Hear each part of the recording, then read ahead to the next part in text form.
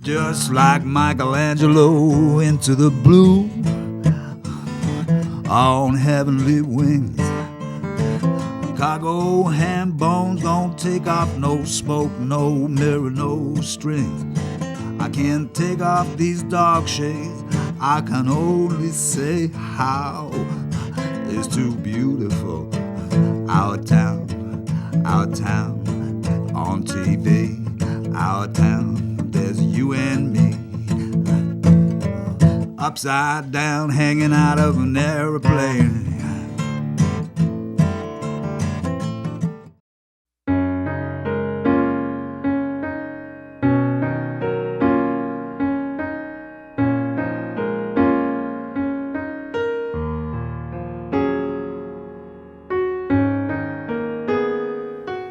Welcome to Our Town. I'm your host, Larry Frost. It's Memorial Day 2018. We're down in front of the Doughboy, where we'll have a special guest put a wreath on the Doughboy this year. So let's go check it out. Good morning, ladies and gentlemen. We welcome you to our Memorial Day ceremony, particularly here at the Doughboy statue, which commemorates World War I. We are thrilled to have this particular monument in our town. It was dedicated back in the late 1920s, and a poem was written about it in 1931, which I will share in a moment. We have the privilege of having with us the Lord Mayor of Amesbury, England, who has been visiting us as we celebrate our 350th anniversary, and we also celebrate the 100th anniversary of World War I here on this particular site. Across the street is Justin Park, and Justin Park is where we commemorate World War II, Korea, and Vietnam. The Amesbury Memorial Committee is going to be working on that over the next couple of years to try and refurbish that particular park and add to it Afghan and Iraqi vets, I believe, in that same site. Just a plug for them. They have really taken seriously the restoration of Amesbury's war memorials. They're doing an absolutely excellent job, and I know this next event, here's a little ad, is going to take a significant amount of money.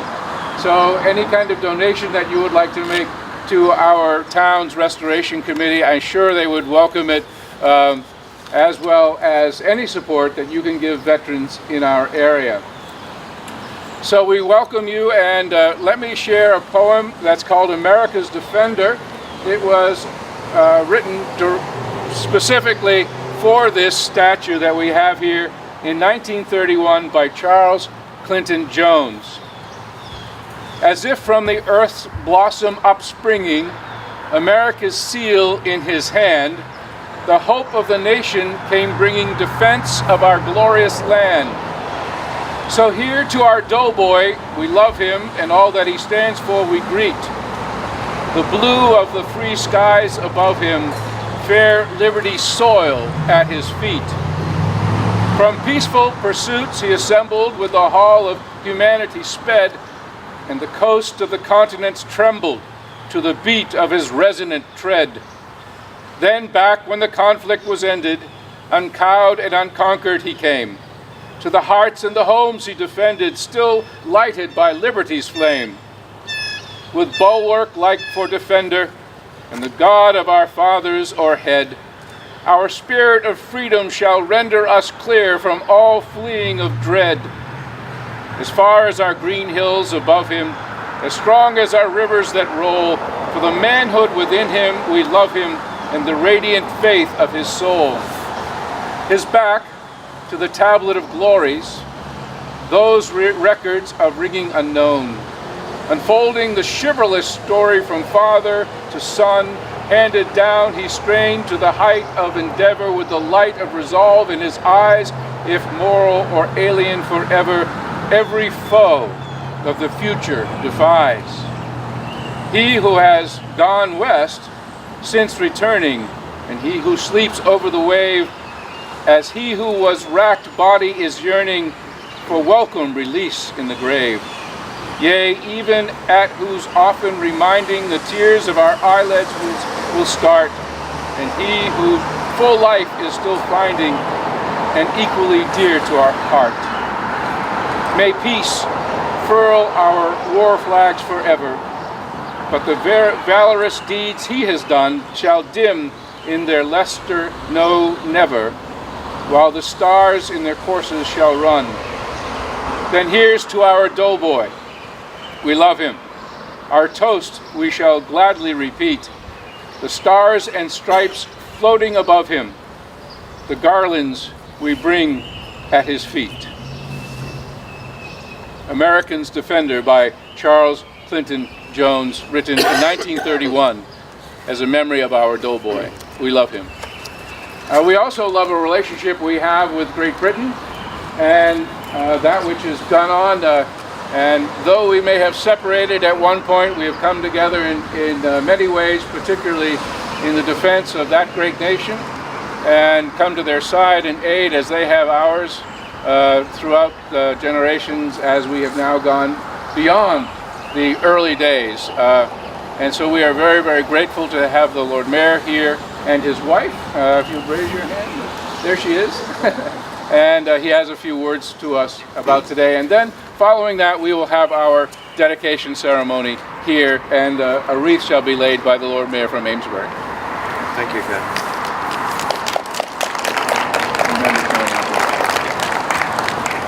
It's a very special honor and privilege to be invited to address you all today. Words alone cannot express the deep debt of gratitude that we, on both sides of the Atlantic, owe to those members of our armed forces who sacrifice not only their lives, but often their physical and mental well-being in the service of freedom. Physical wounds and scars are obvious, visible reminders of past and present suffering, but the mental anguish often lies hidden and therefore unrecognized. In the laying of this wreath, donated personally by me as a member of the Royal British Legion, I dedicate it to the memory of all those who suffered and died on our behalf. I shall close by reading the exhortation which is spoken at every British Legion meeting and every commemoration service. It's part of a poem entitled For the Fallen, written in September by the British war poet Lawrence Binyon, who lived from 1869 to 1943. It is, of course, this year the centenary of the armistice before the end of the First World War. They shall grow not old as we that are left grow old. Age shall not weary them, nor the years condemn. At the going down of the sun and in the morning, we will remember them. Thank you.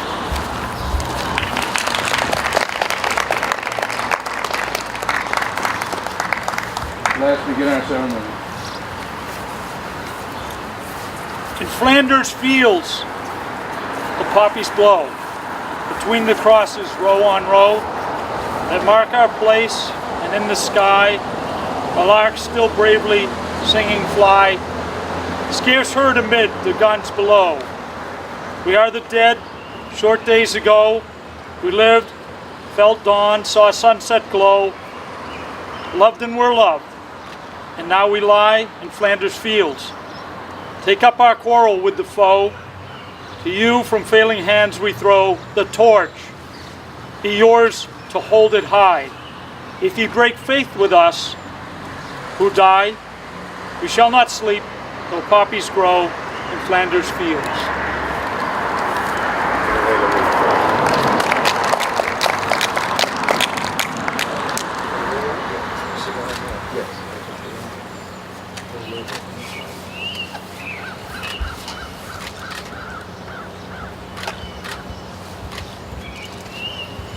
Honor guard 10. Hoot!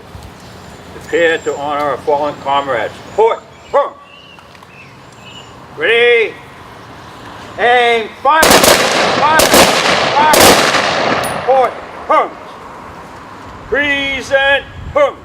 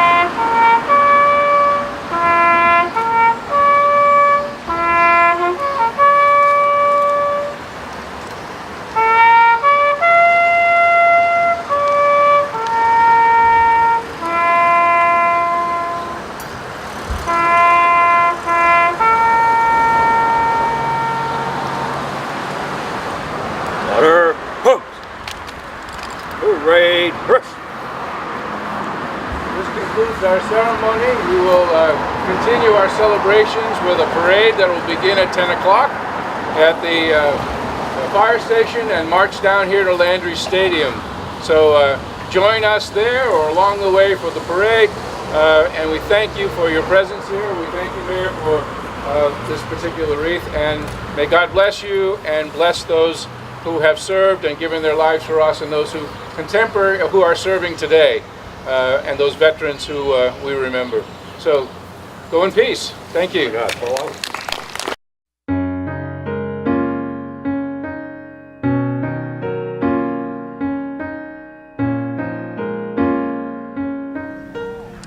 Hi, with great privilege you're here with Richard Allen and his wife, Paddy Allen, right? They're the Lord Mayor and previous Lord Mayor of Amesbury, England. So they came here to enjoy our Memorial Day services and lay a wreath in front of our Doughboy. So we're just going to ask how they like to visit. Oh, we've really enjoyed it. It's been absolutely wonderful. The people have been tremendous. We've had great fun. We've been all over the place, and I'd just like to say that the real treasures of Amesbury, Massachusetts, are in people's hearts. Mm-hmm. It's not just the physical things that you can see here. Yeah, that's the best part. I feel too. Yeah. Yes. I mean, that is absolutely true. It's wonderful, isn't it? Mm-hmm. Yeah, people have been so kind to us. Been really touched. I've been trying to get myself arrested so I can stay here. But then someone pointed out that they might not release me, so that wouldn't be any good. You met Rosemary, right? Yes, indeed, yes. She's been very good as far as usually setting up all these events and stuff. And she's from Ireland, but she brings over so much. Yeah. So did you like the police station here and what the police and the fire department does for the community? Yes, actually we're going to visit them, when is it? On Thursday. Thursday. Before we go we've got a presentation to make to each of them from their counterparts in Amesbury, UK. Yeah. Nice. Mm-hmm. Do you think you might be able to come back again sometime, or you're not sure? If we can afford it. We certainly would like to come back. We'd love to come back. Now, you also was Lord Mayor for a while previously? I was 2 years ago, yes. 2 years ago? Yes, and how did you... We don't understand that process here, so what is it like? Is it like our democratic process here? I suppose it is basically, yes. We have... a council, a town council in Amesbury in England, and as a councillor, each member has the opportunity to elect firstly a deputy mayor, who normally becomes the mayor the year after, but that's an election wholly within the council. I want to wrap up real quick because I know we get some pictures down here. Has politics been part of your life for a long time? Are you No. We Not just even now. We're independent. No, we're not politicians. We just joined the council to do good for the town. Yeah, because we were welcomed there, and we thought we wanted to give something back. Both of you are very personal. I can feel it from the heart where you guys are really involved in stuff. I'm really thankful. Yeah, we do care about things. Yeah, that's true. Yeah. Are we somewhat like you in England as far as Amesbury? I mean, we got the name and stuff, but do you feel resemblance in any manner? I don't think there's any resemblance at all. This is beautiful. I mean, ours is just, well, it's a sort of dormitory. But you got great history. Stonehenge is nothing. Oh yes, I mean, you got yeah. some There's good, that's great. there is the history. Yeah, We have enormous history. it's the oldest inhabited place in Britain. I read that in it. Yeah, I looked up this, yeah. so I'd be Yeah, oh, yes. know something what's going on. Yeah. Sorry. No, I was but just our Amesbury is really just a small market town that was grown tremendously. It's grown hasn't it? tremendously Great as a pictures of the houses. dormitory I saw area some of now. them. Yeah, a lot of social housing now, Yes, and yes. it's a commuter area really for Salisbury, isn't it? Yeah. It is. Well, thank you very much. I really do thank you. You're very welcome. Oh, it's our pleasure. Have a great one. Thank you Thank very you. much. Lord Mayor and the previous Lord Mayor. Toward the other stuff? I hope so. Oh no! You can always check it.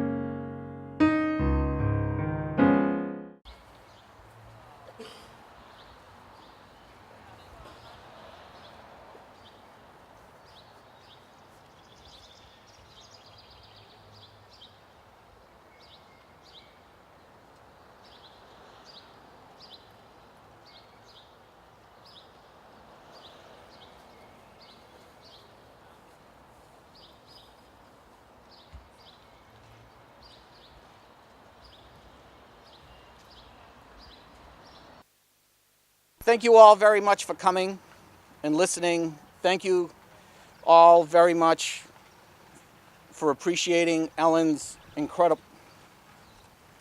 work. Art isn't a nice thing. It's a necessary thing. Artists like Ellen are the people that interpret our experiences and plumb them for meaning. Artists are the people, as much as anybody, as much as that sacrifice out there that binds us together as a community. Artists are the people that say what that sacrifice is. We owe Ellen a great debt of gratitude. And I personally owe her my gratitude for the honor of letting me interpret her work for you. That's an extraordinary honor for one artist to give another. Unreconciled. In a field, 7,000 red-stained white flags, names each sacred and scarlet in a mother's or a lover's mouth, names as prayers whispered in the empty hours, prayers unanswered and ignored. 7,000 red-stained white flags in the wind as 3,500 white-winged cranes fly from the thing that comes to make a meal of them. In a field, 7,000 red-stained white flags, row upon row, name after name, first to last, lost. In this field, with this gesture, we hope to ease the other's burden, as if the terrible truth of it all might slip in unnoticed from the trees and leave a kiss lightly upon our cheeks. But the architecture of order, the ritual of writing, keeps us and these two twins, love and loss, comfortably apart. In a field, 7,000 red-stained white flags. The numbers numb until they don't, until you hear the sound of 7,000 names all named at once, an endless white ribbon of noise, sometimes summer shower soft, others a freight train furnace full of fire, or a torrent of ball bearings falling against the bulwark you built against the truth. The numbers numb until they don't, until you write the name of another father's son, sacrificed on the day of your firstborn's birth. You do the math, you have 2 sons, 27 birthdays between them, 27 other sons sacrificed on the day you celebrate the lives of yours. The numbers numb until they don't, until your young son, writing the names of the dead next to you, says, "Dad, I imagine these soldiers as little boys in kindergarten, learning to write their name for the first time." The numbers numb until they don't, until the relief you feel that your boys, your beautiful boys, are not reduced to names written in red on a white flag shames you. Shames you because in 2 thin years, your firstborn will be old enough to go. And at 16, he is already such a good man, he just might. Shames you because in the marrow of your bones, where your son love resides, you know that if you asked him not to go, he wouldn't. Shames you because you don't know if you have the courage not to ask. You don't know if you have the courage to let your boy become a man. If there is sin in this, you sending another father's son to die in your son's stead. The numbers numb until they don't, until you realize that in this number there are fathers too. Writing the names, you cast your mind back 350 names ago, 350 lost lives ago to just this morning. Across the hall, your elder son sleeps. Every other weekend, he bends his big body to fit in the ridiculously small little boy bed you have for him. He won't ask for another. He never asks for anything. He earns it all. And all he wants from you is to be with you and to breathe with you the same air as you. In the hollow, in the hurt of the other father's absence, who will breathe away the sorrow of the other father's son? You cast your mind back 350 lost lives ago to just this morning when you woke to your younger son's breath, sour and sweet, upon your face. Though he is too old to do so, he still needs to do so, and so in the night's middle, he seeks the sacred sleeping weight of you, the assurance of you, the necessity of you, his father. He needs you to know and name every faint freckle upon his face, as the high priest once knew and named every star in the heaven. And in the other father's absence, in the night's middle, who will assure the other father's son? In the other son's face, who will find the heaven? The numbers numb until they don't. How many sons made fatherless in your name? This is more sin, surely, and sin demands atonement. But atonement is in the nails, and what in this field is there to nail yourself to? How long will this litany of loss remain? How long from this safe distance up on the high bank will we survey the pain? And it is so pretty now, rippling in the wind.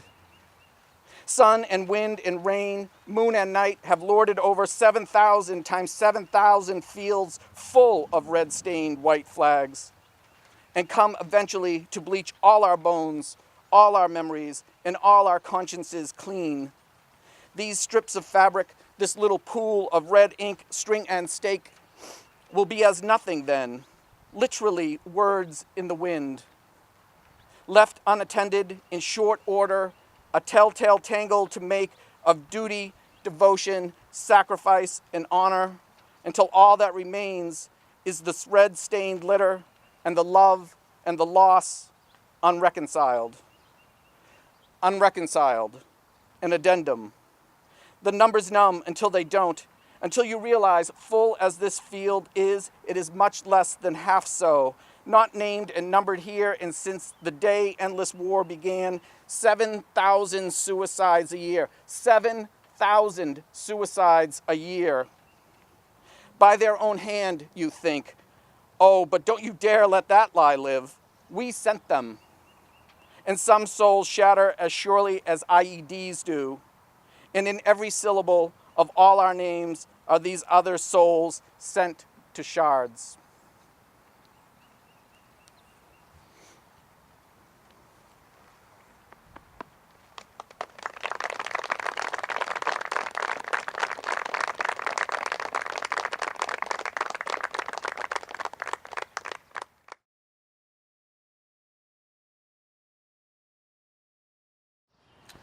Well, that's it from the Doughboy for Memorial Day 2018. With a deep heart, I want to thank everyone who served, and please pray for those who maybe died or passed away during previous wars. So, again, we're out here, work hard, stay healthy, and please take time to care for someone from our town. Have a great day. Okay. Just like Michelangelo into the blue on heavenly wings. Cargo ham bones don't take off no smoke, no mirror, no strings. I can't take off these dark shades. I can only say how it's too beautiful. Our town on TV. Our town, there's you and me. Upside down, hanging out of an airplane.